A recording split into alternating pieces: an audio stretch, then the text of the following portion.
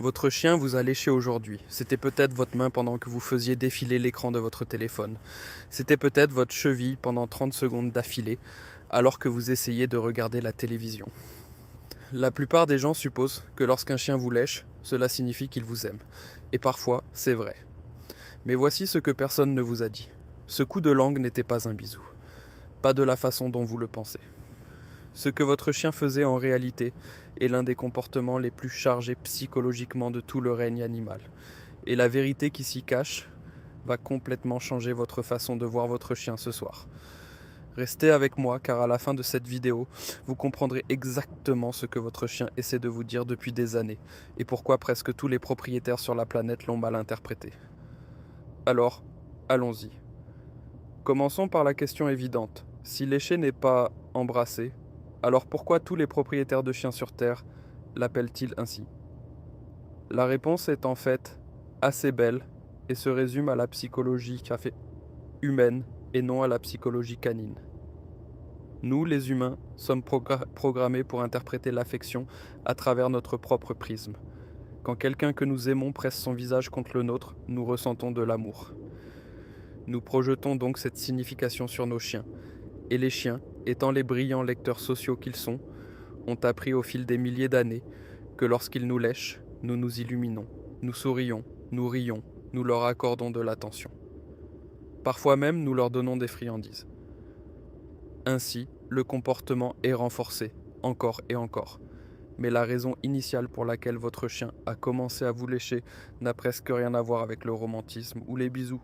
Cela remonte à quelque chose qui est arrivé à votre chien dans les premières heures de sa vie, avant même que ses yeux ne soient ouverts. Et une fois que vous aurez compris cela, tout le reste prendra sens. Imaginez un chiot nouveau-né, aveugle, sourd, complètement impuissant, incapable de réguler sa propre température corporelle, incapable de faire ses besoins sans stimulation.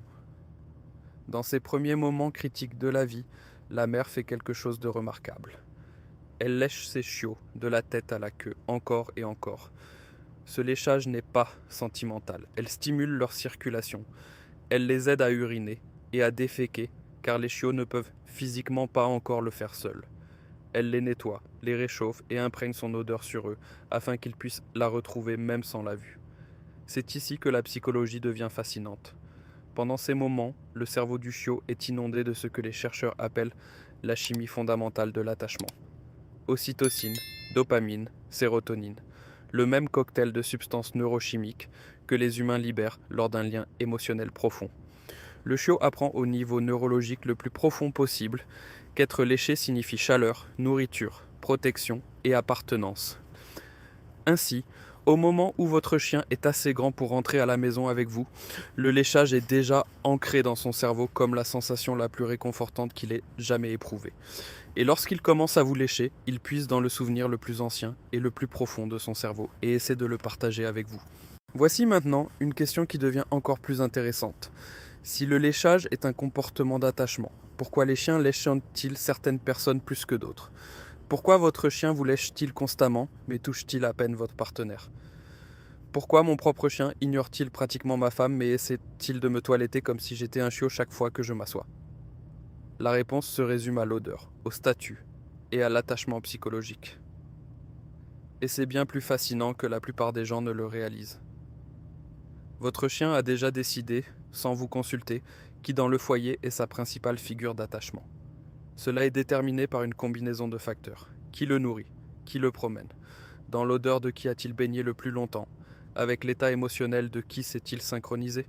Et autour de qui ressent-il la réponse physiologique la plus profonde? Lorsque votre chien vous lèche spécifiquement, il renforce ce lien d'attachement. Il mélange votre odeur à la sienne. Il se dit à un niveau profond que vous lui appartenez et qu'il vous appartient. Et d'un point de vue social canin, c'est la plus haute expression possible d'appartenance au groupe. Il existe un concept en comportement animal appelé l'allotoilettage, le toilettage mutuel entre animaux sociaux. Il existe chez les primates, les loups, les éléphants, les dauphins, et il sert un objectif central. Il construit et maintient les liens sociaux qui unissent le groupe. Lorsque votre chien vous lèche, c'est précisément ce qu'il fait. Il accomplit un rituel ancien qui précède la domestication, précède la civilisation humaine, précède presque tout ce que nous connaissons. C'est ici que cette histoire prend une tournure dont la plupart des propriétaires de chiens n'ont jamais entendu parler. Votre chien ne vous lèche pas seulement pour des raisons émotionnelles. Il vous lèche aussi parce que vous, biologiquement, le fascinez. Votre peau produit et libère constamment une signature chimique qui vous est totalement unique. Le sel de la sueur, les lipides de vos glandes sébacées, les hormones excrétées par vos pores, les substances chimiques du stress libérées lors des journées difficiles, l'ocytocine libérée lors des jours heureux, les résidus de la nourriture que vous avez mangée, le parfum que vous portiez, la personne que vous avez serrée dans vos bras il y a 6 heures. Pour votre chien, vous êtes essentiellement un rapport de chimie vivant et ambulant, et sa langue est l'un des outils d'analyse les plus sophistiqués du règne animal. Les chiens possèdent ce qu'on appelle l'organe voméronasal, situé sur le palais. C'est un organe sensoriel spécialisé qui détecte les composés chimiques que le nez de votre chien seul ne peut pas traiter entièrement. Lorsque votre chien vous lèche et fait ensuite cette chose amusante où sa langue appuie contre son palais, il fait essentiellement passer votre signature chimique dans un scanner biologique avancé. C'est pourquoi votre chien peut souvent savoir quand vous êtes malade avant vous. C'est pourquoi les chiens d'assistance peuvent détecter les crises d'épilepsie quelques minutes avant qu'elles ne se produisent, l'hypoglycémie chez les propriétaires diabétiques, et même les cancers à un stade précoce qui ont échappé aux médecins humains. Ce léchage aléatoire que votre chien fait sur un endroit spécifique de votre corps pourrait en fait être sa façon de vous dire quelque chose sur votre santé que vous n'avez pas encore découvert. Il y a des propriétaires de chiens qui ont été diagnostiqués avec un cancer de la peau parce que leur chien n'arrêtait pas de lécher le même grain de beauté. Ce n'est pas du tout une coïncidence. Ce que vous voyez est le plus ancien système de diagnostic de la planète et il vit dans votre maison depuis tout ce temps. Parlons de l'un des moments de léchage les plus mal compris de tous. Vous franchissez la porte d'entrée après avoir été absent pendant 6 heures et votre chien explose de joie. Il saute, il se tortille, il gémit, puis il commence à vous lécher le visage comme si sa vie en dépendait. Ce qui se passe réellement ici, c'est que votre chien vous décontamine. Pendant votre absence, vous avez accumulé des centaines d'odeurs étrangères. D'autres personnes, d'autres chiens, des voitures, des bâtiments, de la nourriture, de la pollution, des inconnus qui vous ont caressé, des colliers qui ont touché votre veste. Pour votre chien, vous êtes rentré à la maison avec une mauvaise odeur. Vous êtes rentré en sentant une centaine de choses qui ne font pas partie de son groupe. Et son instinct, hérité directement de ses ancêtres loups, est de corriger cela immédiatement. En vous léchant, il élimine ces odeurs étrangères. Il réapplique sa propre odeur. Il vous réinitialise essentiellement à la version de vous qui lui appartient. C'est l'équivalent psychologique d'un partenaire qui brosse une peluche de votre épaule lorsque vous rentrez à la maison, mais amplifié environ 10 000 fois. C'est aussi pourquoi les chiens vous lèchent souvent plus intensément après une longue absence. Un petit saut jusqu'à la boîte aux lettres vaut un reniflement. Un week-end entier d'absence vaut une séance de toilettage complet du corps. Plus vous avez passé de temps dans le monde à accumuler des contaminations, plus votre chien estime devoir travailler pour vous ramener dans le giron.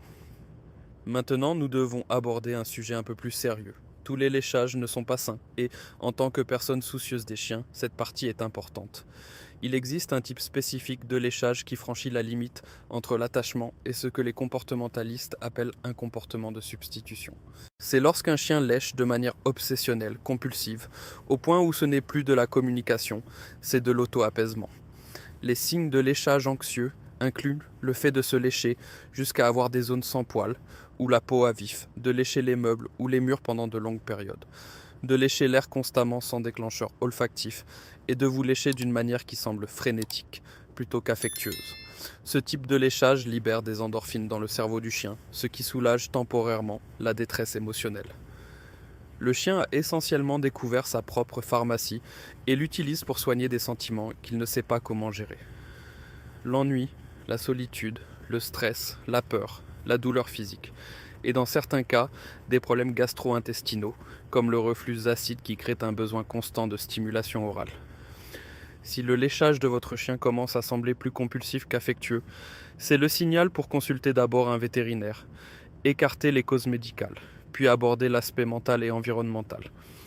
Plus d'enrichissement, plus d'exercice, plus de travail mental, plus de temps de connexion. Un chien qui lèche par amour a l'air complètement différent d'un chien qui lèche par désespoir. Et apprendre à faire la différence est l'une des compétences les plus importantes que vous puissiez développer en tant que propriétaire. Voici un autre angle dont presque personne ne discute. Dans la structure sociale canine, qui lèche, qui a de l'importance, beaucoup d'importance. Dans les meutes de loups et les groupes de chiens, les individus de rang inférieur lèchent souvent le visage des membres de rang supérieur. Les humains ont tendance à interpréter cela comme de la soumission, mais cela fonctionne plutôt comme une salutation respectueuse. C'est une façon de dire « je te reconnais, je te vois, tout va bien entre nous ». Les chiots font cela constamment aux chiens adultes. Les jeunes chiens le font aux plus âgés. Et de nombreux chiens le font à leurs humains, car dans leur cadre social, vous êtes la figure la plus importante de la pièce. Lorsque votre chien vous lèche le visage et que vous vous penchez pour le recevoir, vous participez en fait à un échange ancien qui se produit entre les canidés depuis des centaines de milliers d'années. Vous acceptez leur salutation. Vous affirmez le lien, vous bouclez la boucle sociale. C'est aussi pourquoi certains chiens se vexent si vous bloquez leur coup de langue. On ne leur refuse pas seulement de l'affection. On leur refuse la chance d'accomplir un rituel social que leur cerveau leur dicte comme nécessaire. Certains chiens s'éloigneront en semblant bouder après avoir été repoussés. Non pas parce qu'ils font un caprice, mais parce que dans leur esprit, quelque chose d'important ne s'est tout simplement pas produit. Il y a une autre dimension à cela, et c'est peut-être la plus touchante de toutes. Les chiens ont un instinct documenté pour lécher les blessures, les leurs, celles des autres et les vôtres. Leur salive contient certains composés antibactériens. Et bien que la science moderne nous dise que nous ne devrions pas laisser les chiens lécher les plaies ouvertes des humains pour des raisons d'hygiène, l'instinct qui se cache derrière est réel et ancien. Lorsque vous rentrez chez vous, blessé, stressé, en pleurs ou malade, et que votre chien se fixe immédiatement sur le fait de vous lécher, il n'est pas confus. Il lit votre chimie, il lit votre comportement, et il essaie de vous aider de la seule façon qu'il connaisse, la façon dont sa mère l'a aidé. La façon dont les membres de la meute se sont entraidés bien avant que les humains ne marchent debout. Des chercheurs d'institutions comme l'Université de Londres ont documenté ce qu'on appelle la préoccupation empathique chez les chiens. Lorsque les humains pleurent, les chiens réagissent par une détresse mesurable et un comportement de réconfort actif. Et le comportement de réconfort numéro 1 vers lequel ils se tournent est le léchage. Alors, la prochaine fois que votre chien n'arrêtera pas de vous lécher la main pendant un moment difficile, comprenez ce qui se passe réellement. Il ressent votre douleur, il n'en comprend pas la source. Mais il fait la seule chose que toute son histoire biologique lui a appris à faire pour que ça marche. Il essaie de vous ancrer, de vous réconforter et de vous ramener à un état où vous vous sentez entier. Alors, maintenant que vous savez ce qui se passe vraiment, qu'en faites-vous concrètement ? Premièrement, arrêtez de considérer le léchage de votre chien comme un simple comportement mignon. Commencez à prêter attention à quand cela se produit, où cela se produit et à quelle intensité. Votre chien vous dit des choses chaque jour à travers ce comportement. Et la plupart des propriétaires passent à côté de tout cela. Deuxièmement, si votre chien vous lèche beaucoup après votre retour à la maison, profitez-en. Laissez faire pendant au moins 1 minute ou 2 avant de le rediriger.